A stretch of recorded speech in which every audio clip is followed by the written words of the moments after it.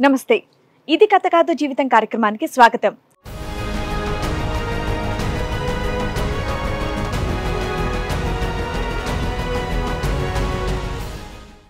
రెండు 2008లో పెళ్ళయింది. సో చక్కగా అంతా బాగానే ఉందిగా. ఇక్కడ వరకు దేనికి వచ్చారు? అంటే మా భర్త ఇంకో పెళ్లి చేసుకున్నాడు. అయ్యో,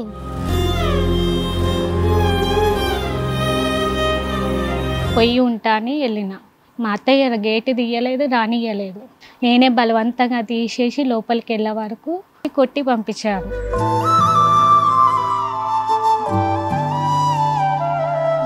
నువ్వు నా ఇంటికి రావద్దు, నువ్వు బయటనే ఉండాలి, నువ్వు కేసు పెట్టినావు కదా అక్కడనే ఉండు. అసలు కేసు ఎందుకు పెట్టాల్సి వచ్చింది? కేసు వేస్తే కాపురం పోతుందేమో, ఇతను మళ్ళీ రివర్స్ అవుతాడేమో, ఇద్దరు పసిపిల్లలు ఉన్నారు, ఎలా అని కొంచెం ఆలోచించుకొని ఉండాల్సింది కదా. నేను ఉన్నా మేడం, అయినా ఉండనివ్వలేదు.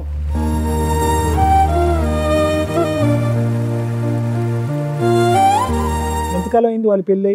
ఇప్పుడు వచ్చేసి 8-9 అవుతుంది. 8-9 years అయింది పెళ్ళి. నీ పిల్లలకి ఏమైనా ఇస్తున్నాడా? ఇయ్యట్లేదు. ఏమి ఇవ్వట్లేదు. ఇయ్యట్లేదు.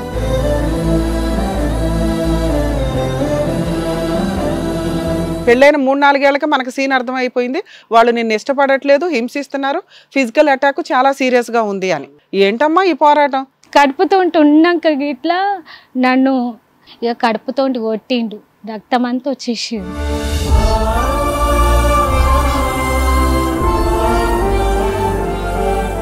ఇక ఫోన్ చేసుకుంటా మా అన్నయ్య వాళ్ళని, నువ్వు రారా మీ చెల్లని కొడుతున్నా, నువ్వు దా ఇప్పుడే రావాలి, లేకపోతే ఇంకా చంపుతా, మీరు రాండి.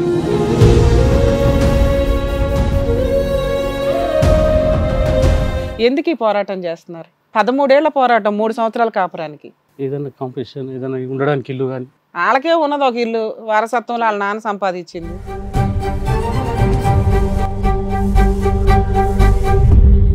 తను కూడా సంపాదించింది మేడం. సంపాదించి ఎక్కడ పెట్టాడు? ఇప్పుడు ఎవరైతే చేసుకున్నారో ఆ. తన పేరు మీద ఏం మొత్తం కొన్నాడు? చేశాడు. ఇప్పటికి ఎన్ని కొన్నాడు? ఏదో ఇల్లు కొన్నాడంటే ఒకటి శంషాబాద్లో జాగా ఉన్నాడని చెప్పి తెలిసింది మేడం.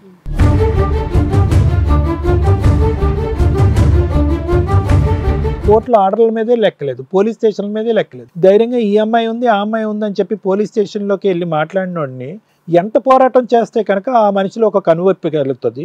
అందులో ఇంత ప్రయాణమా? ఇందాక నేను ఒక మాట నన్ను గుర్తుపెట్టుకోండి, మీ ప్రయాణం చిన్నది, పోరాటం పెద్దది. అంటే ఇంతోటి ప్రయాణానికి మీరు ఎంత ప్రయాణం చేస్తున్నారు?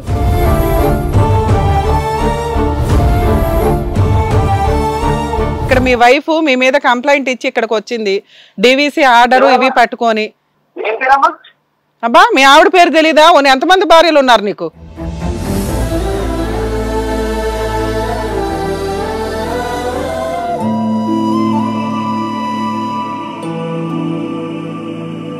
ఈ కార్యక్రమంలో మనతో పాటు ఉన్నారు ప్రముఖ హైకోర్టు అడ్వకేట్ రమ్యాకుల గారు. నమస్తే మేడం. నమస్తే. ప్రముఖ సైకియాట్రిస్ట్ డాక్టర్ కళ్యాణ్ చక్రవర్తి గారు. నమస్తే సార్. నమస్తే మేడం. ప్లీజ్ కూర్చోండి. కూర్చోండి మేడం. సార్, మేడం, అసలు ఆవిడకి వచ్చినటువంటి సమస్య ఏంటో అడిగి తెలుసుకుందాం. రండి.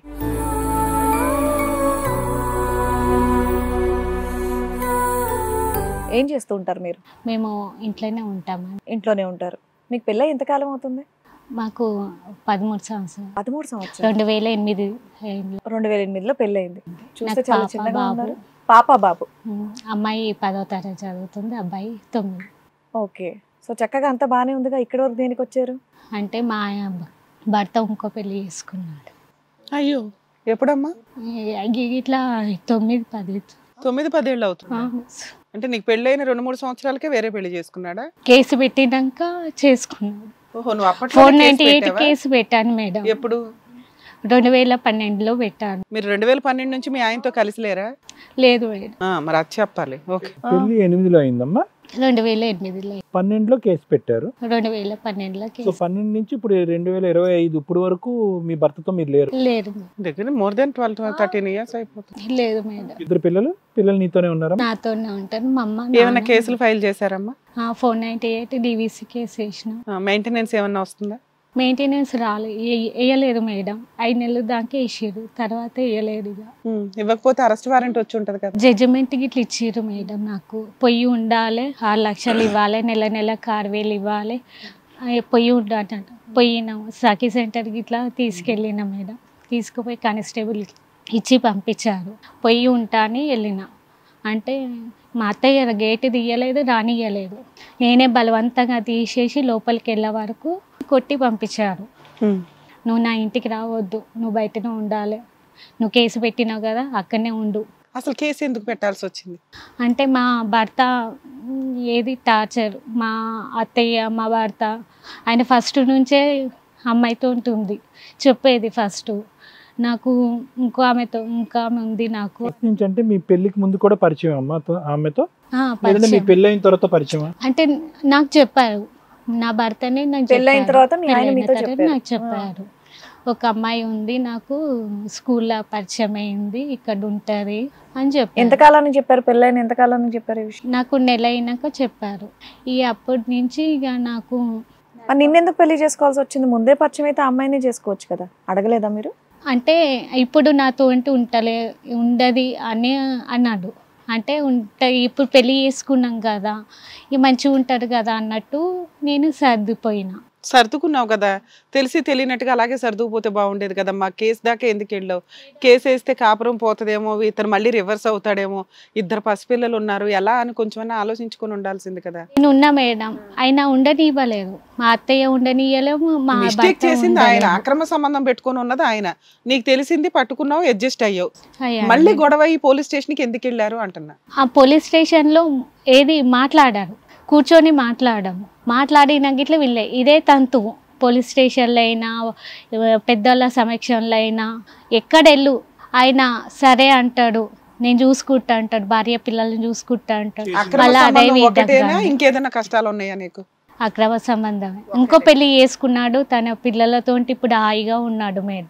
నా పరిస్థితి వదిలేసి బంగారు షాప్. బంగారు షాప్. నీ పిల్లలు ఏం చేస్తున్నారమ్మా ఇప్పుడు? ఇప్పుడు అమ్మాయి 10th క్లాస్. అతనికి బంగారు షాప్ ఉందా? బంగారు షాప్ లో పని చేస్తాడా? షాప్ ఉంది ఓన్ గా. మీ భర్తకు ఒక బంగారు షాప్ ఉంది, పెళ్లి చేసుకున్నాడు, ఆవిడ కూడా 2 పిల్లలు. అప్పుడు 2 పిల్లలు. ఎంతకాలం అయింది వాళ్ళ పెళ్ళి? ఇప్పుడు వచ్చేసి 8-9 అవుతుంది. 8-9 years అయింది పెళ్ళి. నీ పిల్లలకి ఏమైనా ఇస్తున్నాడా? ఇయ్యట్లేదు. ఏమి ఇవ్వట్లేదు. డైవర్స్ కేసు ఏమైనా వేసాడా? వేయలేదు. ఇప్పుడు అడిగితే నేను ఉంచుకుంటాను, దగ్గరనే ఉంచుకుంటా, షాప్ కాడ ఉంచుకుంటా, నెలకు ఇంటికి కడతా, 100 రూపాయలు ఇస్తా రోజు అన్నట్టు మాట్లాడుతా. రోజుకి 100 రూపాయలు ఎందుకు? ఇంట్లో సరుకులు ఇచ్చి పిల్లల స్కూల్ ఫీజులు కట్టి కాపురం అయితే చేస్తాను అంటున్నాడు. చేసా అంటుడు కానీ నేను చెప్పినట్టు వినాలంటే చెప్పినట్టు వింటా. కానీ ఇప్పుడు నేనన్నా మన సొంత ఇల్లు ఉంది, నేను అక్కడ ఉంటాను. ఈ కిరాయి ఇంట్లో అంటే నేను ఉండను, మన సొంత ఇల్లు ఉంది, పెళ్లి చేసుకున్నాము, మా సొంత ఇల్లునే ఉందాము, అత్తయ్య మామ వాళ్ళ దగ్గరనే ఉంటా అని నేను. ఎవరిదా సొంత ఇల్లు? మా మామయ్య పేరు మీద ఉండే, తర్వాత మా అత్తయ్య పేరు మీద రాసుకుంటా. మీ మామయ్య ఉన్నారా? ఉన్నారు. ఆయన ఉండగా ఈవిడ పేరు మీదకి ఎందుకు వెళ్ళింది? ఈమె చేసుకుంది అలా, నా పేరు మీద చేసుకోవాలని చేసుకుంది. వాళ్ళ కష్టార్జితం వారసత్వంగా వచ్చిన ఆస్తి లేదు, వాళ్ళ అప్పట్లో తక్కువ 500 కొనుక్కున్నారు, ఇల్లు కట్టుకున్నారు. మీ ఆయన ఏమీ సంపాదించలేదా? మా ఆయన అంటే సంపాదించిండు కానీ వేసిండు అంట, వేసి కట్టించిండు అంట. కానీ ఇప్పుడేమో ఏం లేదన్నట్టు మాట్లాడు. ఎంతమంది పిల్లలమ్మా మీ ఆయన వాళ్ళు? మా ఆయనకు 3 కొడుకులు, 2 ఆడపిల్లలు. మీ మామగారికి 3 కొడుకులు, 2 ఆడపిల్లలు, 2 ఆడపిల్లలు, 5. ఆయన కష్టార్జితం మీద రేపొద్దుట అది ఆస్తి పంచాలి అంటే 6 భాగాలు చేయాల్సిన ఆస్తి ఒక రకంగా. కానీ ఆడపిల్లలకి ఏదో పెళ్లి చేసి పంపించేశాడు, 3 భాగాలు అయితే చేసుకోవాలిగా. అందులో మీకు వచ్చే భాగం గురించి మీరు బాధపడుతున్నారు, అక్కడే ఉంటే సొంత ఇల్లు బాగుంటది అని. ఎన్ని పోర్షన్స్ హౌస్ అమ్మా అది? 3 పోర్షన్స్లు ఉన్నాయి మేడం. ఇప్పుడేమో మేమున్నది రెంట్కి ఇచ్చేసి ఆ రెంట్ ఈ షాప్ కి కడుతున్నాడు. షాప్ ఏంటి? గోల్డ్ షాప్, ఓన్ షాప్ మీ ఆయనది? అంటే రెంట్. అదే షాప్ రెంట్. గోల్డ్ బిజినెస్ చేస్తారా? బిజినెస్ అంటే నీకు అర్థమవుతుందా? చైను, నక్లీసు, ఉంగరాలు ఇవన్నీ అమ్ముతారు, అదేనా? అంటే చెయ్యడం అది అమ్ముతాడు, చేస్తాడు. అవి అమ్మాలి అంటే పెద్ద షాప్ లో గోల్డ్ ఉండాలి. పెద్ద షాపే ఉంది మేడం. కదమ్మా, పెట్టుబడి అంతుందేనా? పార్ట్నర్స్ ఉన్నారా? ఉన్నారు, వేరే అబ్బాయి. అందులో 10 లక్షలు 20 లక్షల వరకు గోల్డ్ ఉంటది, అదంతా అతని సొంతమేనా? అంటే ఉన్నది అన్నారు కానీ నేనైతే చూసిన మట్టికైతే గోల్డ్ అయితే బయట పెట్టలేదు, చేసుకున్నానమ్మా. మీది గోల్డ్ షాప్ అంటే గోల్డ్ స్మిత్ పని చేస్తూ కొంచెం మిగిలిన వాటితో చేంజ్ చేస్తూ ఉంగరాలు చేస్తూ గోల్డ్ షాప్ అనకూడదు, మాకు ఈ మాదిరి కనిపిస్తుంది. అక్కడ షాప్ అంటే కొన్ని ఐటమ్స్ లాగా చేసుకుంటూ అమ్ముకుంటూ ఉంటాడు అంతే. సరే, ఆ షాప్ లో చేసి తర్వాత అతను పెట్టుకున్నాడు. తర్వాత ఇక పెళ్లి చేసుకొని అమ్మాయికి అంతకు ముందే పెళ్లి అయిందా? కాలేదంట. కాలేవలేదు, సింగిల్ ఆవిడ. సింగిల్. అటాటా అంటున్నా, నీకేం తెలియదారా? ఏ అమ్మాయి గురించి అయితే చెప్పాడో ఆ అమ్మాయినే చేసుకున్నాడా? ఆ అమ్మాయి చేసుకు ఆ అమ్మాయినే చేసుకున్నాడు. మరి నిన్నెందుకు చేసుకోవాల్సి వచ్చింది? నన్ను ఫస్ట్ చేసుకొని ఈవిడ ఫస్ట్ తర్వాత సెకండ్ ఆవిడ పరిచయం అయింది. నెల రోజులు కేసు పెట్టంగానే ఫోన్ ఏది పెళ్లి కాదు నాన్న, నువ్వేం చెప్పావు? నా పెళ్లి టైంకి ఆయనకు ఒక లవర్ ఉందండి, ఉన్నది. ఆ లవర్నే పెళ్లి చేసుకున్నాడు కదా. ఈమెనే. అదేదో ఆవిడే చేసుకోవచ్చు కదా, నీ దగ్గర ఏముందని నిన్ను అంటే చేసుకున్నాడు. కట్నంకి డబ్బులకి ఎంత ఇచ్చావు నాన్న? 2 లక్షల కట్నం ఇచ్చినాం. బంగారం తీసుకున్నాడు, వెండి తీసుకున్నాడు, బడి బసాలు తీసుకున్నాడు, బండి తీసుకున్నాడు. ఆ అమ్మాయి దగ్గర అవేమి లేవా? అమ్మాయి ఇప్పుడు ఏది కట్నం ఇయ్యలేదు, తెల్లగుందంట. నేను నల్లగున్నానంట మేడం, నేను నల్లగున్నానంట. ఆమె తెల్లగా ఉంది, నాకు ఆమెకు నచ్చింది, నేను చేసుకున్నానంట. కడుపుతో ఉన్నాక ఇట్లా నన్ను టార్చర్ చేసిండు. కడుపుతో 8 నెలలు కడుపుతో ఉన్నాక ఇట్లా కడుపుతో కొట్టిండు. అవి రాఖీల పుణ్యానికి రాఖీ కట్ట వస్తాను అని వెళ్ళిన. మమ్మీ వాళ్ళు వచ్చిర్రు మేడం. వస్తే తీసుకొని వెళ్తాన్నారు. తీసుకొని వెళ్ళి మళ్ళీ వచ్చే వరకు మా అన్నయ్య పంపించిండు. నువ్వు మా అత్తయ్య ఏమంటుంది, బియ్యం సంచి తీసుకురా, పనామని పెట్టి ఈమెకు రెస్ట్ పెళ్ళైన కావాలి. ఎంత కాలానికి? ఇవి 6 నెలలకా? 6 నెలలకు మేడం, 6 నెలలకి 5-6 నెలలకే స్టార్ట్ అయిపోయింది. స్టార్ట్ అయింది. అప్పుడే వదిలేయొచ్చు కదమ్మా నిన్ను. 2 పిల్లల్ని ఎందుకు అంటాడు, నల్లగా ఉన్నావని తెలిసినాక కూడా. ఏది బంగారం, ఏది బియ్యం సంచి తీసుకురా, పనమ్మని పెట్టు మీ చెల్లెకి చూసుకో అని అంటే, అత్తయ్య చూద్దాంలే తర్వాత అన్నట్టు మీకు పెళ్ళైన వదిలిపెట్టి. ఎంత కాలానికి తెలిసింది అతనికి అక్రమ సంబంధం ఉంది, ఒక లవర్ ఉంది అని? ఆయన నెల రోజులే చెప్పిండు మేడం. 4 రోజులకే గొడవ, అక్రమ సంబంధాల గురించి. అయినా 4 years ఉంది, 2 పిల్లల్ని కనింది. చెప్పిండు. ఇక మా అన్నయ్య వదిలిపెట్టేసి వెళ్ళిండు మేడం. ఇంట్లో వదిలిపెట్టేసి వెళ్ళిపోయే వరకు మా ఆయన వచ్చిండు. రాత్రి 11 గంటలకు వచ్చిండు. వచ్చి నిన్ను ఎట్లా అట్లా వదిలిపెట్టిర్రు, నేను చెప్పినా కదా, మా అమ్మకు చెప్పినా కదా, తీసుకుపోమన్నా కదా, ఎందుకు ఉంచిర్రు నిన్నని ఇక కడుపుతో కొట్టిండు. రక్తం అంతా వచ్చేసింది. ఈడ కొడితే ఆడ పడ్డా నేను కడుపుతో ఉంటాను. ఆ రక్తం అంతా బ్లీడింగ్ అయిపోయింది. అయిపోయే వరకు మా అత్తయ్య ఊరికి వచ్చింది. అక్కడి నుంచి చూస్తుంది, ఆమె ఏమి అంటలేదు. వచ్చి కొట్టే వరకు చూసింది. ఇక ఫోన్ చేసుకుంటా మా అన్నయ్య వాళ్ళని, నువ్వు రారా, మీ చెల్లని కొడుతున్నా, నువ్వు దా, ఇప్పుడే రావాలి, లేకపోతే ఇంకా చంపుతా, మీరు రాండి. మీ ఆయనకి లవర్ ఒక ఆమె ఉందన్నది కుటుంబంలో అందరికీ తెలుసా అమ్మా? తెలిసే నీ పెళ్లి చేశారా? వాళ్ళకి తెలుసో లేదో తెలియదు సార్, కానీ ఈయనైతే నాకు చెప్తారు. వాళ్ళకి ఏంటంటే మెయిన్ థింగ్, వాళ్ళు ఫస్టే రాఖీల పుణ్యానికి పోతప్పుడు పోకముందు అన్నారు, టీవీ ఫ్రిడ్జ్ తీసుకురా, ఇంకేమన్నా ఉంటే పట్టుకరా, ఇవే మాట్లాడేది డబ్బుల గురించి. ఇంకా డబ్బులు తీసుకురా, మా ఇంట్లో పరిస్థితి అంతంత మాత్రమే. ఆ తర్వాత నుంచి నువ్వు 498 వేసావు. ఆ తర్వాత కూడా మీ ఇద్దరి మధ్యన కమ్యూనికేషన్ ఉందా? మాట్లాడుకుంటూనే ఉన్నారా? మధ్యలో మాట్లాడలేదు. ఎంతకాలం ఏది మాట్లాడలేదు? అలానే మాట్లాడుతుంటేనే మాట్లాడిపించారు. మీ ఆవిడతోటి కదమ్మా, మీ భర్తతో కనెక్షన్ ఉన్నదా కంటిన్యూస్ గా ఇప్పటి నుంచి అప్పటి వరకు? సార్ కేసులు వేసినప్పటి నుంచి లేదు. లేదు 498 కేసు గెలిచారా, ఓడిపోయారా? అంటే నడుస్తుంది మేడం, ఇంకా నడుస్తుందా? ఇంకా నడుస్తుంది. Domestic violence case, DVC case వేసి డివిసి వేసిన మేడం, జడ్జిమెంట్ గిట్ల ఇచ్చిర్రు. ఏమని ఇచ్చారు? పొయ్యి ఉండమని ఇచ్చిర్రు మేడం. డొమెస్టిక్ ఏది రెస్టిట్యూషనల్ కందు నెలకు 6,000 ఇవ్వాలని 6 లక్షల కాంపెన్సేషన్, నెలకు 6,000. నెక్స్ట్ వెళ్ళి కాపురం చేయదు, అమ్మాయిని కాపురానికి తీసుకెళ్ళు అని. ఓకే, ఇచ్చారు. ఇచ్చాడా డబ్బులు? ఇవ్వలేదు సార్. మరి ఎలా అమ్మా, పిల్లల్ని ఎలా పెంచావు? ఇదంతా ఎలా జరిగింది? ఇక మా అన్నయ్య సహాయంతో ఉంటే మేము. మీరేం పని చేయట్లేదు? అది కాదు మేడం, జడ్జిమెంట్ ఇచ్చాక డబ్బులు ఇవ్వకపోతే ఎలా మేడం? నెలకి 6,000 తర్వాత 60,000 ఎంతో? నేను ఇయ్యను, మీరు ఏమైనా చేసుకోరు, జైళ్ళకైనా పోతా. మా అత్తయ్య అదే అంటది, మా ఆయన నేను ఏమైనా చేసుకోరు, మీరు జైళ్ళకైనా పోతా, నువ్వు ఎక్కడ తీసుకోవద్దు అక్కడికి వస్తా, జైల్లో కూర్చోబెడతావు, జైల్లో గిట్లా కూర్చుంటా నేను. అప్పీల్కి వెళ్ళారమ్మా డొమెస్టిక్ వైలెన్స్ లో వాళ్ళు వెళ్ళారు మేడం. మరి అది అందుకని కట్ల. ఓకే, వెళ్ళారు మేడం. వెళ్తే ఆ అమ్మాయికు చదువుకోవాలి, మెయింటెనెన్స్ ఇవ్వాలి అన్నట్టు తక్కువ చేయాలి మేడం, అంతే విషయం. అది నడుస్తుందా?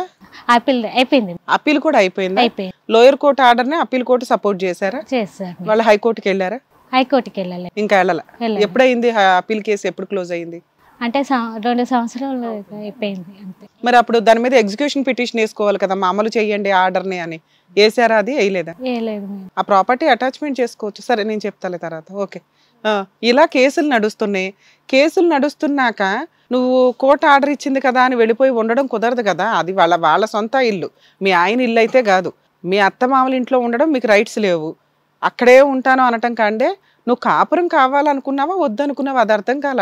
13 ఏళ్ళు అయిపోయింది విడిపోయి, ఇంకా ఏంటి పోరాటం?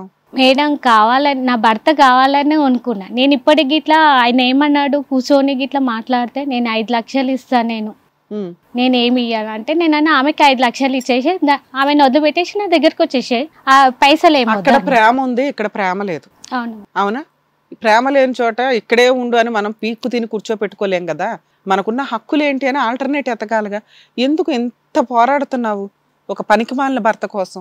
నా పిల్లల కోసం మేడం. పిల్లలకు తండ్రి ప్రేమ ఎప్పుడు దక్కల. నువ్వన్నా 4 సంవత్సరాలు మీ ఆయనతో ఉన్నావు, పిల్లలకు ఆ ఊహ కూడా తెలియదు. ఎంత వయసు అమ్మా మీ పిల్లలకి? ఏం చదువుతున్నారు ఆడపిల్లలు? అమ్మాయి 10వ తరగతి చదువుతుంది ఇప్పుడు. అమ్మాయి 14 సంవత్సరాలు ఉంటాయి. సో 10వ తరగతి 9వ తరగతి ఇద్దరుని? అబ్బాయి 9. అబ్బాయి 9, పాప 10. బాగానే చదువుతారమ్మా? చదువుతారు. వాళ్ళ స్కూల్ ఫీజులు అవన్నీ కూడా అన్నయ్యలు చూసుకుంటారా? మీరేం పని చేయరా? లేదు, మాకు మా అమ్మ మా నాన్న వాళ్ళు చేతన్ కాదు కదా. ఇంకే ఆధారం లేదా మీకు? వాళ్ళు ఉండు కాబట్టి వాళ్ళు చూసుకుంటున్నారు. మంచోళ్ళు, ముగ్గురు చూసుకుంటున్నారు. సో 13 ఏళ్ళ నుంచి వాళ్ళ దగ్గరే ఉన్నారు, మీరు వాళ్ళే చూసుకుంటున్నారు. మీతో పాటు ఎవరిని వచ్చారమ్మా? మా బ్రదర్. రండి. ఎందుకు ఇంత పోరాటం? ఈ రోజు మంచి అన్నయ్యలను చూస్తున్నాం మనం కదా.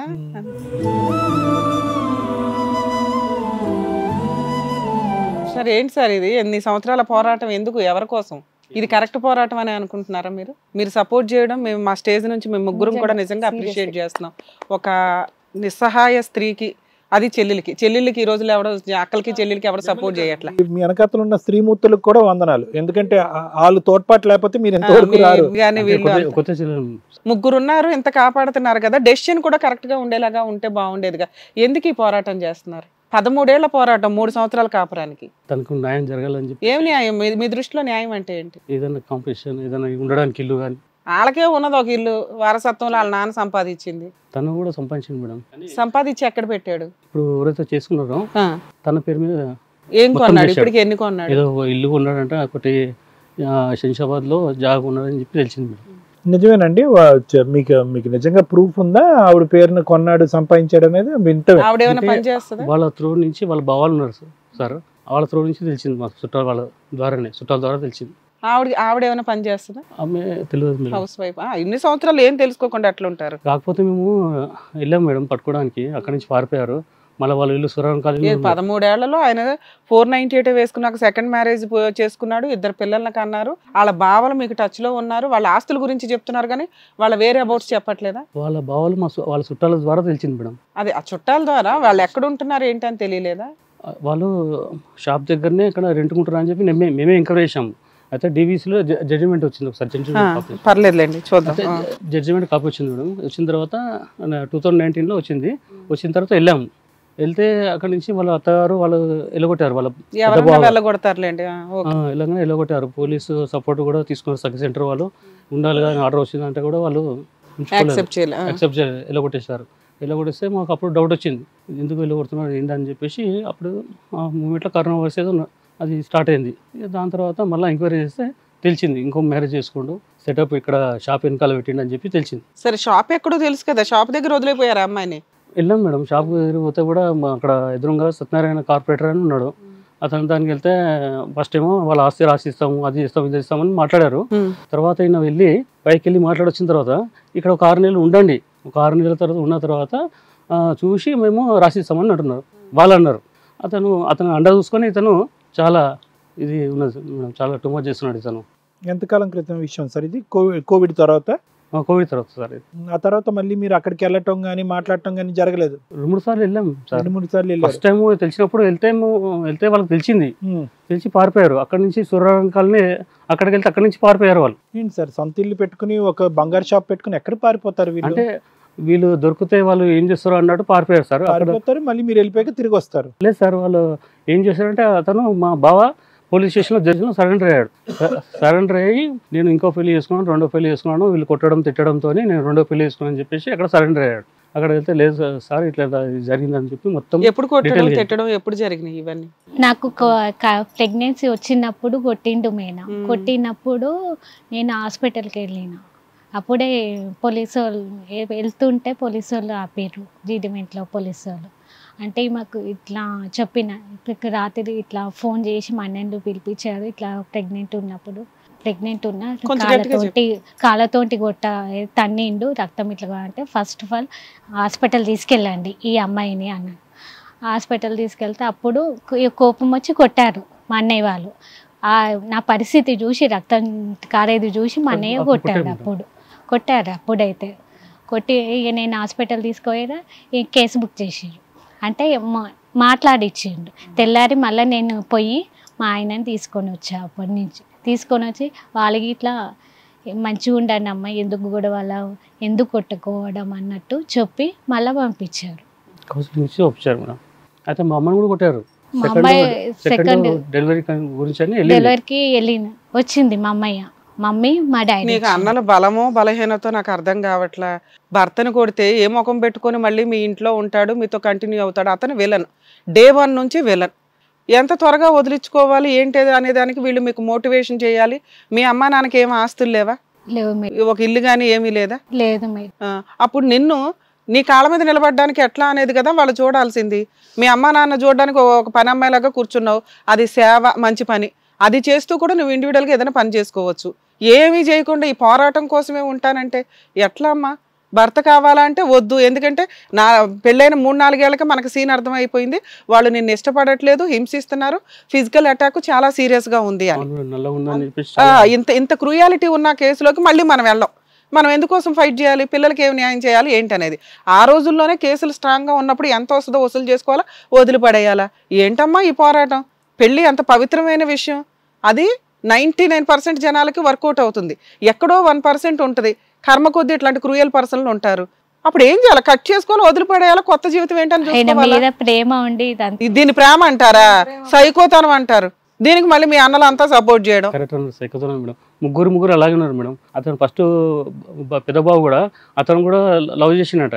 లవ్ చేస్తే అతను కూడా ఇదే సేమ్ వాళ్ళు పెద్దలతో మాట్లాడి తనను ఒక కొడుకు పుట్టినాక పంపించేశారు, పెళ్లి చేసుకోలేదు. సెకండ్ అతను కూడా ఇదే విధంగా చేశాడట. సెకండ్ అతను కూడా ఆయన కూడా అదే విధంగా చేస్తే అతను కూడా మాట్లాడి పంపించాడు. ఇతనైతే వాళ్ళు వేసే ముష్టి ఏమో కానీ ఈ అమ్మాయి కష్టపడి ఉంటే 15 ఏళ్లలో బోర్డు సంపాదించుకునేది. వాళ్ళు వీళ్ళు వేసేది ఏంటి? అది హక్కుగా ఎంత రావాలో అది వస్తుంది. రెండో బాబుని మేము చంపేసినాం అని అంటున్నారు. అతను తెల్ల పసులు వచ్చి చనిపోతే ఉస్మానియాలో మేము చంపేసినాం అని చెప్పి బదనాం చేస్తున్నారు. అంటే మీ పోరాటం చూస్తే అలాగే అనిపిస్తాయి. ఇంత కక్షగా ఉన్నారా? సరే ఇప్పుడు ఇక్కడ దేనికి వచ్చారమ్మా? మేమైతే ఎట్లాగో నన్ను బయట వేసేసారు మేడం. మా పిల్లలకు మాకు న్యాయం చేయాలి. ఎందుకంటే పాప ఉంది మేడం. కోర్టు ఆర్డర్సే ఉన్నాయి. మీరు అన్ని గెలిచారు కేసులు ఉన్నంతలో. ఆ ఆర్డర్ కాపీలు పెట్టుకొని అరెస్ట్ చేయించుకోగలరు తప్ప డబ్బు లేనోడి దగ్గర నుంచి డబ్బు తీసుకొచ్చి ఇవ్వలేం. వాడి పేరు మీద ఏమీ లేవు. అర్థమవుతుందా? కోర్టు ఆర్డర్లు ఇది. అందుకే చెప్తాం సెటిల్మెంట్లకు వెళ్ళండి. కేసులు మంచి పొజిషన్లో ఉన్నప్పుడు సెటిల్మెంట్కి వెళ్ళండి అంటే మేమే గెలుస్తాం, మేమే ఉద్ధరిస్తాం అనుకుని ఫైటులు చేసి ఆర్డర్ కాపీలు తెచ్చుకుంటారు. వాళ్ళ ప్లాన్ వాళ్ళకు ఉంటుందిగా. ఆడి పేరు మీద ఒక్క ప్రాపర్టీ కొనుక్కోలే, అన్ని సెకండ్ వైఫ్ పేరు మీద కొనుక్కున్నాడు. ఓపెన్గా పోలీస్ స్టేషన్కే వచ్చి చెప్పండి, నన్ను అరెస్ట్ అన్నా చేసుకోండి కానీ నా దగ్గర చిల్లిగవ్వలేదు అని. రెండో ఆప్షన్ ఏంటి? పెద్ద మనుషులు ఎవరినో చూసుకుని ఇంటి దగ్గర కాపురం అయితే పెడతానంటున్నాడు. ఆ కాపురానికి వెళ్ళడానికి మనం రెడీగా లేము, ఎందుకంటే మనకు ప్రొటెక్షన్ లేదు కాబట్టి. ఆయన నిజంగా తీసుకెళ్ళి ఏం ప్రేమగా చూడడు, నీకు నువ్వుగా వెళ్ళిపోయేలాగానే చేస్తాడు. ఎందుకంటే ఇష్టం లేని ప్లేసుల్లో ఫోర్సుబుల్ కాపురాలు వర్కౌటే కావు. కొత్త జీవితాలు ఎత్తుక్కోవాలా, ఇండివిజువల్గా బతకడం ఎట్లా అని చూడాలి. ఇంత నిస్సహాయంగా ఉండే స్త్రీలు అంటే నాకు అస్సలు నచ్చదు తల్లి. ఏం బాధితులు? ఏ జనరేషన్లో ఉన్నావు నువ్వు? 40 ఏళ్ల క్రితం మీ అమ్మలు అన్నారంటే పోను ఓకే, అప్పుడు సొసైటీ వేరు, అప్పుడు సర్కిల్ వేరు. నీ అదృష్టం బాగుండి మీకు ఇట్లాంటి బ్రదర్స్ దొరికారు కానీ వీళ్ళు వేపో అవతలగా అంటే ఇప్పటికి పర్ఫెక్ట్గా సెటిల్ అయ్యేదాన్ని. ఇది మంచి అయిందో చెడు అయిందో కూడా నాకు అర్థం కాల. ఇది కథ కాదు జీవితం ప్రోగ్రామ్ని అందరికంటే ఒకరోజు ముందుగా చూడాలి అనుకుంటే హిట్ టీవీ యాప్ని డౌన్లోడ్ చేసుకోండి. ఇందులో మీరు మెచ్చే, మీకు నచ్చే కంటెంట్ సిద్ధంగా ఉంది. అది సార్ మీరేమంటారు? అంటే ఎందుకు బాధగా ఉందంటేనమ్మా, ఒక పక్క నుంచి నువ్వు భర్త గురించి బాధపడి ఏడుస్తున్నావు, మాకు అర్థం కావట్లేదు. పిల్లల భవిష్యత్తు గురించి ఏడుస్తున్నావు, మాకు అర్థం కావట్లేదు. ఎందుకంటే 2008లో జరిగినటువంటి పెళ్ళి ప్రయాణం తక్కువ, పోరాటం ఎక్కువ. ఇక్కడ ఓకే, పట్టుమని 2-3 సంవత్సరాలు మీరు ప్రయాణం చేశారు. ఈ లోపలే 2 పిల్లలు అన్నాడు. ఆ మహానుభావుడు మనసులో ఒక మనిషిని పెట్టుకుని నల్లగా ఉన్నావు రంగుని గురించి హేళన చేస్తూ నీతో 2 పిల్లల్ని ఎందుకు అన్నాడు అనేది నాకు అర్థం కావట్లేదు. ఓకే, 2 లక్షల గురించి పెళ్లి చేసుకున్నాడు, అంతవరకు అర్థమైంది.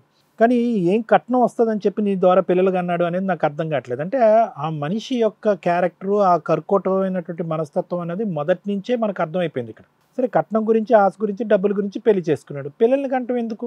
అందులో నల్లగా ఉన్న అమ్మాయి, నచ్చినటువంటి అమ్మాయితో పిల్లలు కంటం ఎందుకు? సరే ఆ వ్యక్తి అటువంటి వ్యక్తితో ప్రయాణం చేసావు, హింస పెట్టాడు, బాధ పెట్టాడు, ప్రెగ్నెన్సీగా ఉన్న తన్నాడు, నిన్ను బాధ పెట్టాడు, మీ తల్లిని బాధ పెట్టాడు, కుటుంబాన్ని అంతా బాధ పెట్టాడు. ఇప్పుడు నువ్వు దగ్గర 2008, ఇది ఇప్పుడు 2025. అంటే ఆల్మోస్ట్ ఒక 17 సంవత్సరాల తర్వాత ఎందుకమ్మా నీ భర్త కావాలంటే ప్రేమ అండి అని అంటున్నావు.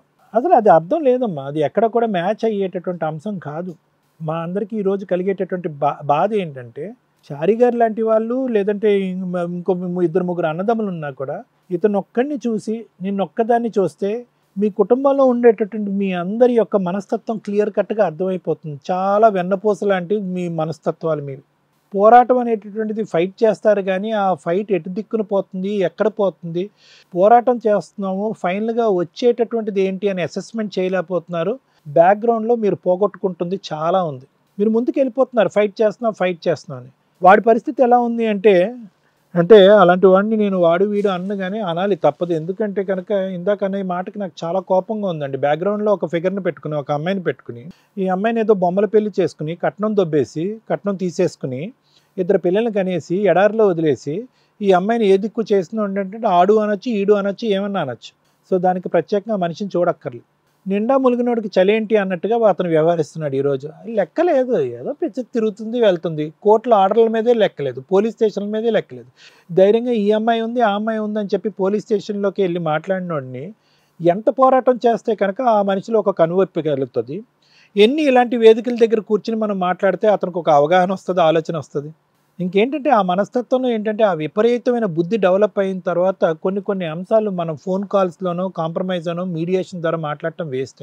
అందులో ఇంత ప్రయాణమా? ఇందాక నేను ఒక మాట నన్ను గుర్తుపెట్టుకోండి, మీ ప్రయాణం చిన్నది, పోరాటం పెద్దది. అంటే ఇంతటి ప్రయాణానికి మీరు ఎంత ప్రయాణం చేస్తున్నారు? ఈరోజు ఇక్కడికి వచ్చారు, మా ఉద్దేశం ఒకటే అవ్వాలి, నాది కానీ రమ్య మేడం గారిది కానీ శ్రీవాణి గారిది కానీ ఒకటే ఉద్దేశం అవ్వాలి. ఇంకా దయచేసి బంగారం లాంటి భవిష్యత్తు టైము వేస్ట్ చేసుకోవద్దమ్మా. సగ జీవితం అయిపోయింది ఈ పనికిరాని పోరాటానికి. కోట్లు తిరుగుతున్నారు చాలామంది, కోట్లు తిరుగుతున్నారు, న్యాయం జరగట్లేదని బాధ వస్తుంది. ఇక్కడ కోట్లు తిరుగుతున్నాయి, జడ్జిమెంట్లు వస్తున్నాయి, పేపర్లు మీరు బ్యాగులో పెట్టుకుని తిరుగుతున్నారు కానీ ఆ మనిషి ఎక్కడ ఉన్నాడో అక్కడే ఉన్నాడు. రూపాయి పావులా మీకు ఇవ్వలేదు, ఏమీ జరగలేదు. తర్వాత ఏం చేయాలో మీరు అర్థం కావట్లేదు. ఎందుకంటే కనుక మళ్ళీ తర్వాత ఏం చేయాలి? అతను అదే ఏసీ గదిలో ఉంటాడు, మీరు పోరాడుతూనే ఉండాలి. మళ్ళీ ఇంకో పిటిషనో ఇంకోటో ఏదో వేసుకోవాలి, దానికి ఇచ్చేయాలి, అదంతా చేసుకోవాలి.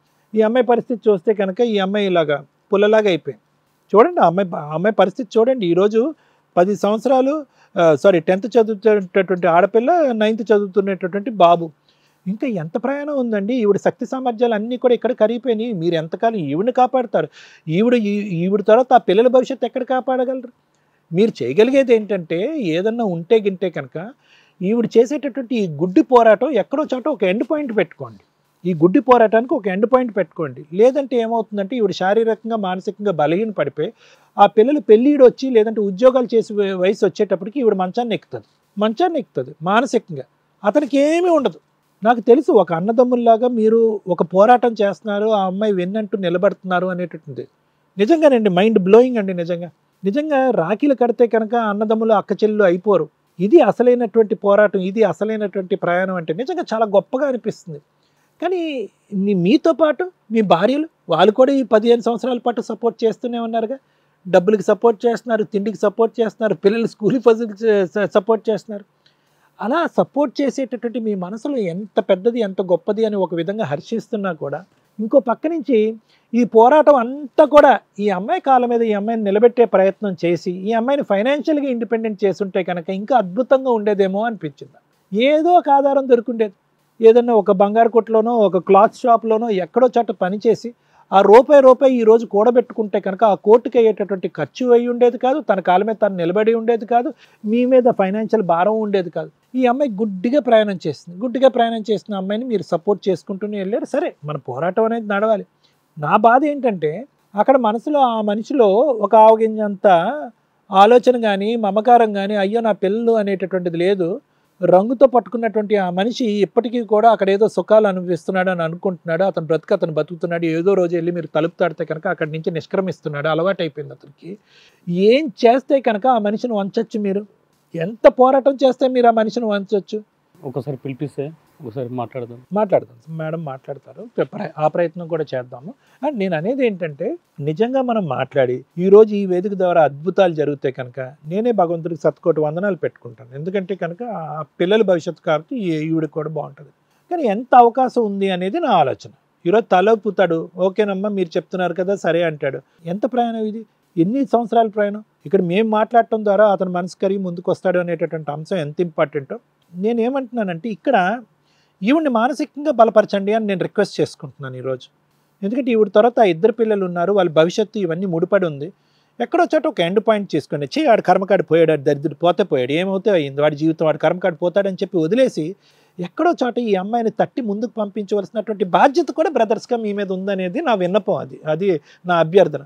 ఇంకెల్లకాలం ఇలా ఫైట్ చేస్తూనే ఉంటాడు, వాడికి మిగిలినటువంటి రూపాయల పావులో మనకు వస్తుంది, రూపాయల పావులో వస్తుంది అంటే కనుక ఆ రూపాయి అంత ఎత్తు ఇప్పుడు అతనికి బంగారు షాప్ ఉందంట, ఈవిడికి ఒక ఒంటి మీద ఇందాక మేడం అన్నారు ఒంటి మీద ఒక బంగారు కూడా కనిపించట్లేదు, అంతా కూడా ఇక్కడ అక్కడ తీసి అమ్మి తాకట్టు పెట్టుకుని ఫీజులకి గీజులకి అవే పోయిందిగా.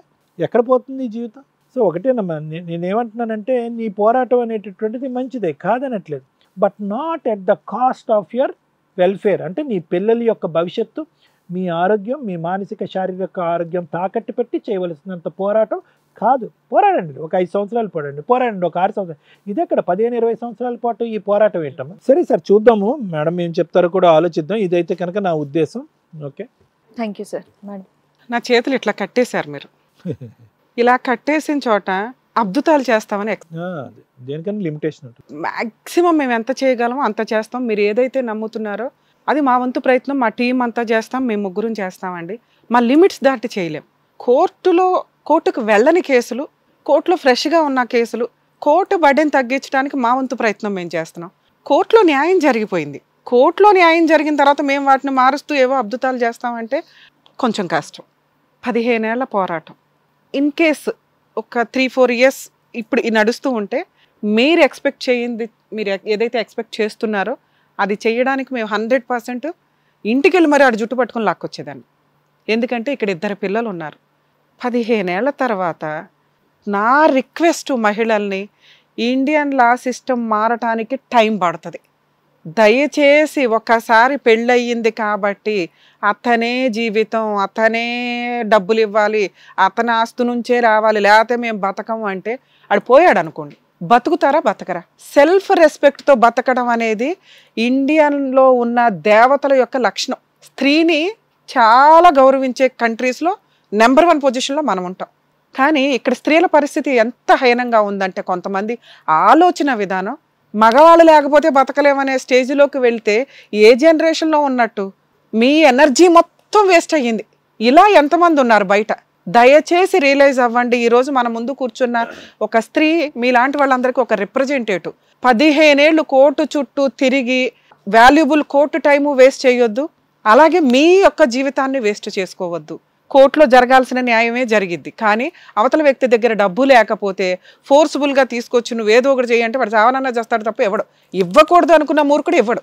కేసులు వేసి త్వరగా సెటిల్మెంట్లకు వెళ్ళటం బెటరు. వచ్చిందే వచ్చినట్టు, లేకపోతే ఆడ పాపని వాడే పోతాడు. ఎందుకంటే 2 పిల్లల్ని కానీ సమాజంలో వదిలేసిన వ్యక్తికి ఆ ఏడుపు తగులుతుంది కదమ్మా.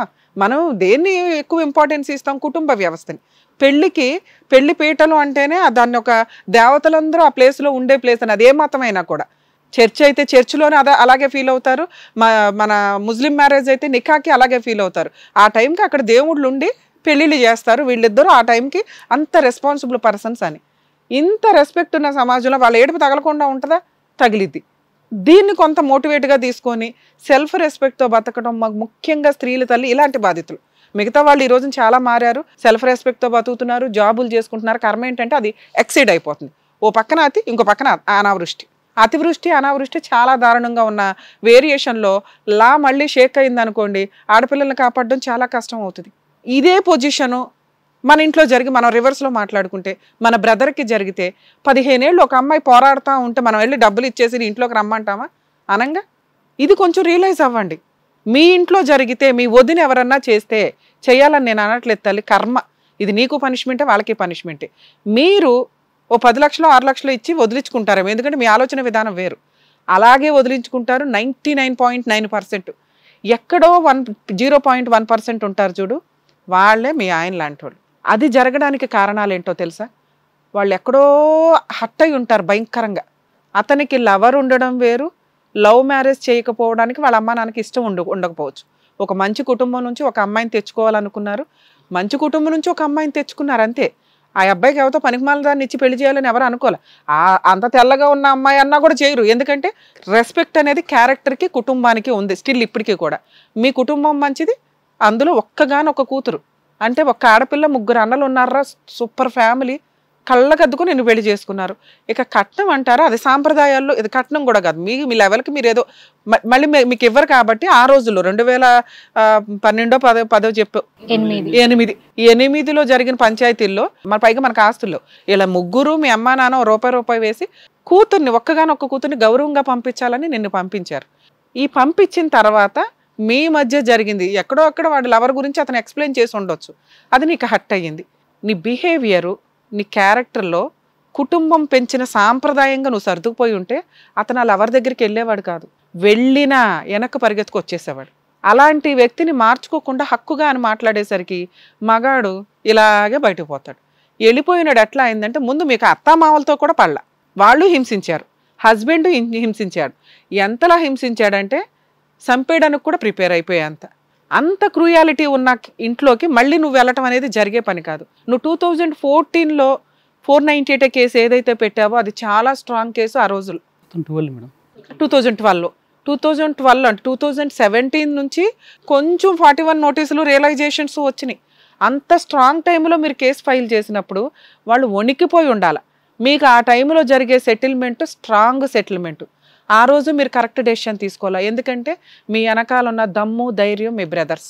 ఎరగదీసేద్దాం వాడిని, ఏమన్నా చేద్దాం అనే ఆ రోజున్న పొగరు 15 ఏళ్ళు తిప్పి కొడితే ఈరోజు లేకుండా పోయాయి. ఎందుకు అంటే లా యొక్క వాల్యూ ఎప్పుడు వాడుకోవాలి, ఎంత వాడుకోవాలని మనకు తెలుసుంటే ఈ రోజున వాడు వస్తే బాగుండు అని అనాల్సలా. ఎందుకంటే వాడు పీక మన చేతిలో ఉన్నప్పుడు వదిలేసి ఆడు ఎక్కడో పారిపోయినాక చిన్న దారం పెట్టుకొని ఆ దారం లాగుదామా అంటే దారం ఎంత దూరం, ఆ దారమే మేము. ఎందుకంటే మీకు కోర్టు ఆర్డర్లు రాకపోతే నేను నువ్వు కూర్చున్న దగ్గర నుంచి చూడగానే ఫీల్ అయ్యా, రే ఎంత కష్టంగా ఉందేంటి పిల్ల, ఈ అమ్మాయికి ఏదో ఒకటి చెయ్యాలి, ఏం చేద్దామా అని థింక్ చేస్తున్నాను. విన్నారుగా, కేసులు చాలా మైనస్లు కనిపించినాయి. అయినా కూడా కనీసం ఆ దారంతో ప్రయత్నిద్దామన్నా కోర్టు మీకు ఆల్రెడీ ఫేవరబుల్ ఆర్డర్స్ ఇచ్చేసింది. ఇక్కడ మేమేదో ఇట్లా కూర్చొని అద్భుతాలు చేస్తామంటే ప్లీజ్ అండి, మేము చాలాసార్లు ఎపిసోడ్స్లో చెప్పాం, మా తాహతకి మించి మేము చెయ్యలేం. ఎందుకంటే మీ ఎక్స్పెక్టేషన్స్ చాలా ఎక్కువగా ఉంటున్నాయి. ఎందుకంటే కోర్ట్స్లో కొంచెం టైం పడుతుంది, ఒకే స్టేజ్ మీద నెంబర్ ఆఫ్ ఇమ్మీడియట్గా సొల్యూషన్స్ దొరుకుతున్నాయని. ఈ ఎగ్జాంపుల్ చూసి మీరు ఇలా బిహేవ్ చేయకుండా ఉంటారు అనటానికి ఈ షో ఒక ఎగ్జాంపుల్గా ఉపయోగపడుతుంది. వాల్యుబుల్ సజెషన్స్ అది లీగల్గా కానీ సైకలాజికల్గా కానీ మీకు యూజ్ అవుతాయి అని. ఎందుకంటే ఈ ఎపిసోడ్లు చూసి అరే మేము ఈ మిస్టేక్స్ చేయకూడదని రియలైజ్ అవ్వి మేము రెక్టిఫై అయ్యామండి అని కామెంట్స్ కింద చూస్తే మాకు చాలా హ్యాపీగా అనిపిస్తుంది. అలా ఇండైరెక్ట్గా కొన్ని లక్షల మందికి మేము ఉపయోగపడుతున్నాం అనటానికి మాకు హ్యాపీగా అనిపిస్తుంది. కానీ ఇలా డైరెక్ట్గా వచ్చేటప్పుడు కొంచెం ఎక్స్పెక్టేషన్స్ హెవీగా వస్తున్నాయి. ఎంతవరకు చేయగలుగుతాం? ఇట్లాంటి అద్భుతం ఒకటి జరిగిద్దా? ఆ అబ్బాయి మా స్టేజ్ మీదకి వచ్చి సెటిల్ చేసుకుంటాడా? 15 ఏళ్ల పోరాటం. ఆ అబ్బాయి కూడా విక్టిమే ఒక రకంగా. 5 years లోపు అబ్బాయి ఎక్యూజ్డ్, విలను. 5 to 6 years దాటిపోయిన తర్వాత ఇంక అయిపోయాయి. 7 years మ్యాక్సిమం ఒక వ్యక్తిని మనం క్యాలిక్యులేట్ చేస్తే 15 years ఆఫ్ పోరాటమా ఉందండి. అవ్వాల 498 ప్రొసీడింగ్స్ ఉన్నాయి. ఇంకో 10 ఏళ్ళు మీరు ఫైట్ చేస్తారు. మీ ఆలోచన విధానం మార్చడానికే నా ప్రయత్నం. ఇలా ఉన్న వాళ్ళందరూ ఆలోచన విధానం మార్చడానికే నేను సారు ఎంతసేపు మాట్లాడిందండి. ప్లీజ్ స్టాప్ చేయండి. ఇక్కడ నుంచి వాడి పాపన వాడే పోతాడు, ఇంతే. ఆ కోర్టులో ఏం జరిగిద్దో అది. మీరు ఏదన్నా జాబ్ చేస్తే మీరు బయటికి వెళ్ళి, చాలా మందికి ఉండే మైనస్ ఏంటంటే అతను ఇచ్చే 6,000కే మెయింటెనెన్స్ మళ్ళీ రాదేమో మేము ఏదైనా జాబ్ చేస్తే. 6,000 ఒక కోర్టు ఈ జనరేషన్లో ఇచ్చింది అంటే అతని ఫైనాన్షియల్ కెపాసిటీ ఏంటో తెలుసా? ₹1,00,000 శాలరీ ఉన్నవాడికి 70,000 80,000 ఆర్డర్ చేసి పడేస్తున్నారు, సస్తున్నారు అక్కడ జెంట్స్. అలాంటి కేసులో నీకు 6,000 ఆర్డర్ అయింది ముగ్గురికంటే పిల్లలు ఇంకా మైనర్లు. అతని ఫైనాన్షియల్ కెపాసిటీ కూడా అంత వీక్గా ఉన్నట్టే. మీరు చెప్తున్న గోల్డ్ బిజినెస్ అని కాదు. అంటే మేడం ఒక్కళ్ళకే వచ్చింది, నాకు ఆర్డర్కి ఒక్కళ్ళకే వచ్చింది, పిల్లలది రాలేదు. ఎందుకు రాలా? పిల్లలది మెన్షన్ చేయలేదంట. ఎందుకు మెన్షన్ చేయు? 15 ఏళ్ళు ఏం పోరాడుతున్నావు మరి? చేయలేదంట మెన్షన్. టూ మచ్ ఉందమ్మా. 15 ఏళ్ళు ఏం పోరాడుతున్నావు? నువ్వు మెయింటెనెన్స్ కేసు వేసుకోకుండా ఎందుకున్నావు? డొమెస్టిక్ వైలెన్స్ కేసులో మెయింటెనెన్స్ అడుగుతావుగా, అందులో పిల్లలు బతికలేరా నీకు? అప్పటికి లాయరు మెన్షన్ చేయలేదు అని నన్ను లాస్ట్కి వచ్చేవారు. లాస్ట్కి రావడం ఏంటమ్మా? పిటిషన్ కాపీ చదువుతుంటే మీకు అర్థం అవుతుంది కమ్మా. పిల్లల పేర్లు మెన్షన్ చేయకుండా ఎట్లా ఉంటావు? నువ్వు చెప్తావుగా సఖీ కేంద్రానికి వెళ్ళినప్పుడు నువ్వు చెప్తావు కదమ్మా, నేను నా భర్త ఇట్లా హింసించాడు మా అత్త అని అందరి పేర్లు పెట్టిన దానివి 2 పిల్లల పేర్లు పెట్టడం రాలేదా? చేయలేదు. సార్ ఫస్ట్ కేసు అప్పుడే మీ పిల్లలు ఉన్నారు కదా, ఉన్నారు. పిల్లలు ఉన్నప్పుడు ఇప్పుడు కేసు ఎవరెవరి మీద నడిచిందో చెప్పమ్మా. మీ హస్బెండ్ మీద, మీ అత్త మామల మీద, ఇంకేమన్నట్టు బావలో వాళ్ళు కూడా ఉంటే వాళ్ళ పేర్ల మీద కూడా నడిచి ఉంటది. వాళ్ళు తీసేసారు. తర్వాత తీసేశారు, జడ్జి ఏదో రియలైజ్ అయ్యి తర్వాత తీసేశారు. వాళ్ళ పేర్లు పెట్టాలని నీకు తెలిసినప్పుడు నీకు 2 పిల్లలు ఉన్నారు అని పేర్లు పెట్టలేదని చెప్పాను మేడం. వాళ్ళిద్దరిది తీసేసి నాది ఒక్కటి పేరు మీదనే రాసిర్రు.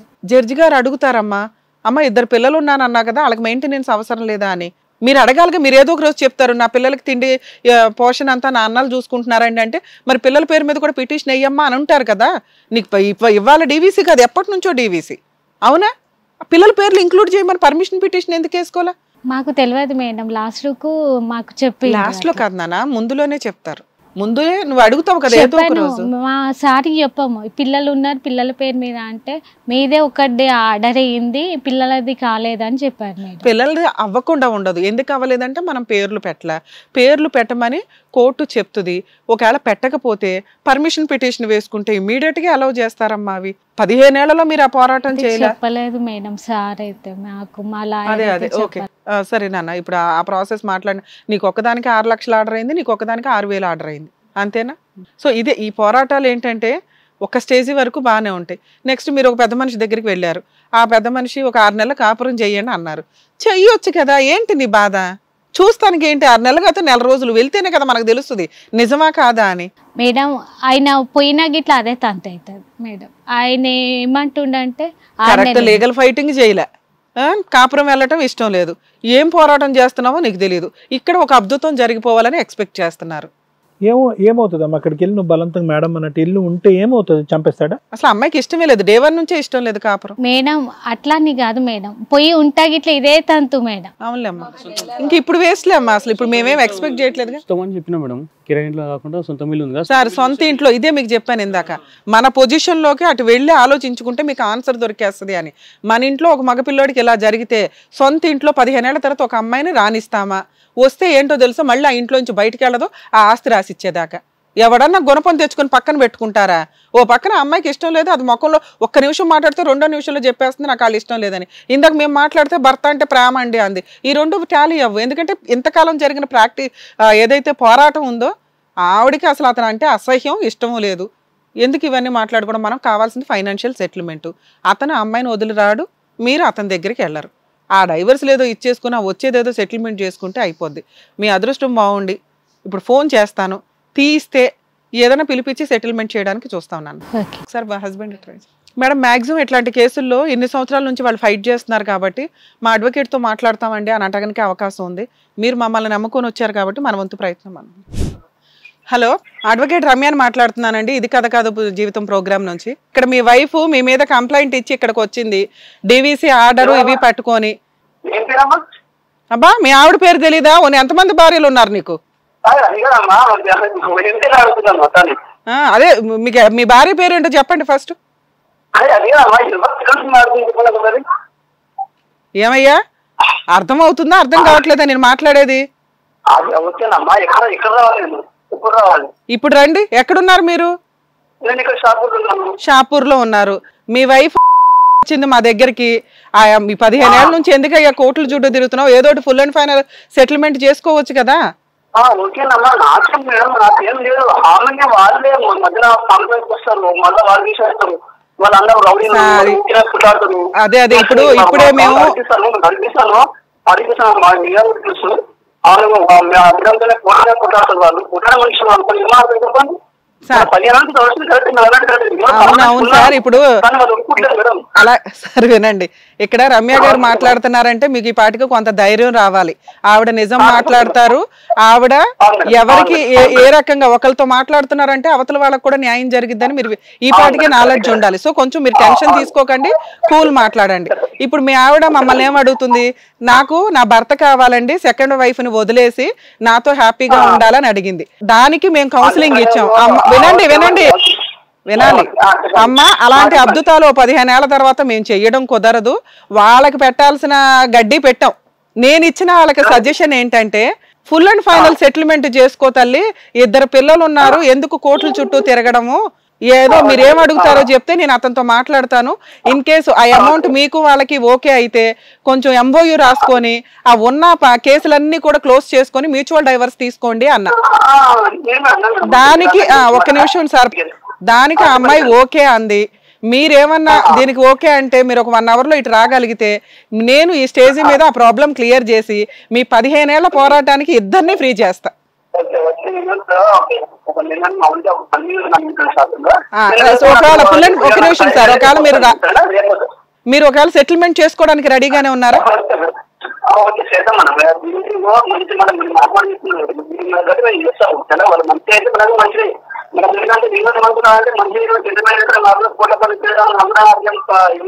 సరే సార్, ఒకవేళ మీరు సెటిల్మెంట్ అయితే ఒక్క నిమిషం సార్, సెటిల్మెంట్ అయితే మీరు ఎంతలో ఉన్నారు? 3 ఉన్నారు. ఆల్రెడీ కోర్టు ఒక 6 lakhs అయితే మీ ఒక్క వైఫ్ కోసమే ఆర్డర్ చేసి ఉన్నారు.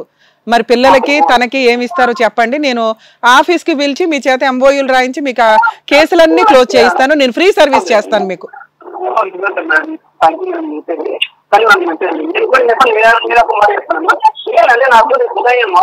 కాదు సార్, మీరు ఎంతలో ఉన్నారో తెలిస్తేనే కదా. వీళ్ళు ఏమంటారు 50 లక్షలు అంటారు, 1 కోటి రూపాయలు అంటారు. రమ్య గారు అంతకి సెటిల్ చేయరు కదా. రమ్య గారు అంతకి సెటిల్ చేయరు. మీరేమనుకుంటున్నారు చెప్పండి? అది రీజనబుల్లా కాదా? వీళ్ళకి ఎంత న్యాయం చేద్దాం అనేది ఆలోచిద్దాం.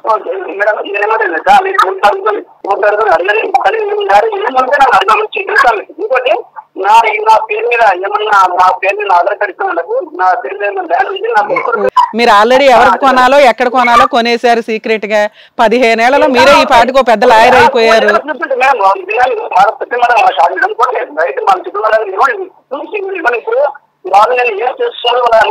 సార్ వినండి, అసలు మీకు తెలియదేమో. ఇప్పుడు ఒక్క నిమిషం, ఎంతసేపు మీకు ఫేవర్ గానే మాట్లాడాను నేను. ఇప్పుడు మీరు నిజాయితీగా చెప్పండి, వీళ్ళ ముగ్గురికి ఎంత న్యాయం చేద్దామని.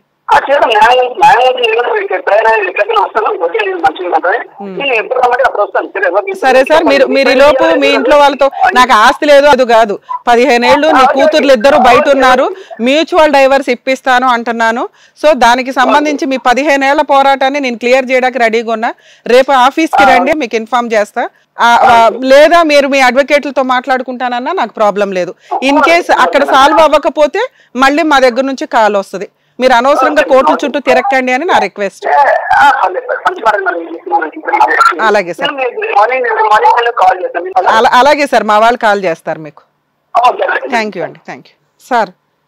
ఇంకొకసారి అదృష్టం మీ తలుపు తట్టింది. మేము అని తెలియడం వల్ల అతనిలో కొంత భయం ఉంటుంది. వెనకాల మా టీం అంతా ఉందని అతనికి అర్థమవుతుంది. ఈరోజు మీరు కరెక్ట్ డెసిషన్ తీసుకోకపోతే ఈసారి మిమ్మల్ని ఎవరు కాపాడలేరు. అత్యాశకి వెళ్ళకండి. రీజనబుల్ అమౌంట్లో సెటిల్మెంట్లకు వెళ్ళిపోండి. ఆ 498 డీవీసీ క్లోజ్ అవుతుంది. మీకు పిల్లలకి అతనికి ఎటువంటి సంబంధం లేదు. మీ పిల్లలు, మీరు, మీ ఫర్దర్ లైఫ్ 15 to 20 వచ్చినా తీసుకొని వదిలించుకోండి అనే చెప్తాను నేను. ఇంతకంటే ఒక అద్భుతం జరగదమ్మా. మీరు అడగడం ఆ రేంజ్లోనే ఉండాలి. ఫైనల్గా మిమ్మల్ని ఎవరో బతులాడి యాక్సెప్ట్ చేయించినట్టుగా 20 to 25 వస్తే కూడా పీడ వదిలించుకోండి అని చెప్తాను. ఎందుకంటే బెస్ట్ ఆప్షన్ లేదు. ఎందుకంటే కోర్టే మీకు 6 లక్షలు ఆర్డర్ ఇచ్చినప్పుడు వాళ్ళిద్దరికి చెరో 5 lakhs. 15 to 25 లోపు ఎంత వచ్చినా బంపర్ ఆఫర్ కింద లెక్క. మీరు ఇంకొకసారి ఈ అవకాశాన్ని వదులుకుంటే ఇంకెప్పటికీ సెటిల్మెంట్ అవ్వదు. మీరు లేదు మేడం నాకు భర్త పేరుకు ఉండాలి, పిల్లలకి తండ్రి ఉండాలి, ఈ సినిమా కబుర్లు వద్దు. మీ కేసు వేరే. క్యాష్ తీసుకో, ఏదైనా బిజినెస్ స్టార్ట్ చేస్తారా, ల్యాండ్ ఇన్వెస్ట్మెంట్లు పెడతారా ఆలోచించుకోండి. ఇప్పటి నుంచి కొత్త స్త్రీగా మారు. 2 పిల్లలకి తల్లివి. నువ్వు ఎట్లాగో ఇంకో మ్యారేజ్ చేసుకో.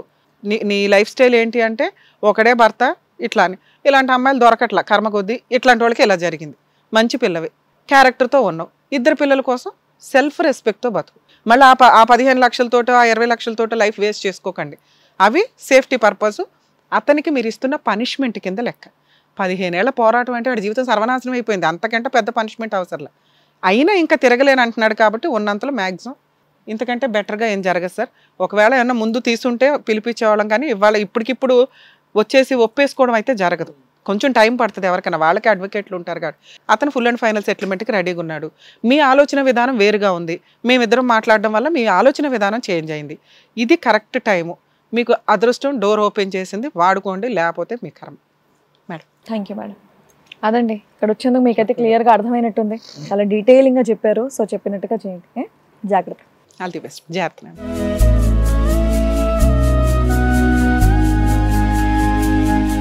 Thank you so much sir. Thank you so much madam. మరో కథతో మళ్ళీ కలుద్దాం. ఈ కార్యక్రమాన్ని ఇంతగా అభిమానిస్తున్న ప్రతి ఒక్కరికి కూడా శిరస్సు ఉంచి నమస్కరిస్తున్నాము. ఈ సందర్భంగా మీ అందరితో నేను ఒక విషయాన్ని పంచుకోవాలి అనుకుంటున్నాను. మేము చేసేటటువంటి ఇది కథ కాదు జీవితం కార్యక్రమం ద్వారా ఎంతో మందికి ప్రత్యక్షంగాను పరోక్షంగాను సహాయం అందుతుందని భావిస్తున్నాం. ఎక్కడ ఉండి ఇక్కడికి రాలేని ఎంతో మందికి అడ్వకేట్ రమ్య మేడం గారు, సైకియాట్రిస్ట్ డాక్టర్ కళ్యాణ్ చక్రవర్తి గారు ఇచ్చేటటువంటి సూచనల ద్వారా వాళ్ళ జీవితాల్లో ఎలాంటి మార్పులు తెచ్చుకుంటే ఆనందంగా ఉంటారో అలాంటి మార్పులు తెచ్చుకుంటున్నారు. మా ఆశయం ఒకటే, అందరూ బాగుండాలి, అందులో మేము ఉండాలి. ఇది కథ కాదు జీవితం ప్రోగ్రామ్ అందరికంటే ఒక రోజు ముందుగా మీరు చూడాలి అనుకుంటే వెంటనే డౌన్లోడ్ చేయండి హిట్ టీవీ యాప్. ఇందులో మీరు నచ్చే మెచ్చే కంటెంట్ సిద్ధంగా ఉంది. మరి ఇంకెందుకు ఆలస్యం, వెంటనే డౌన్లోడ్ చేసుకోండి హిట్ టీవీ యాప్.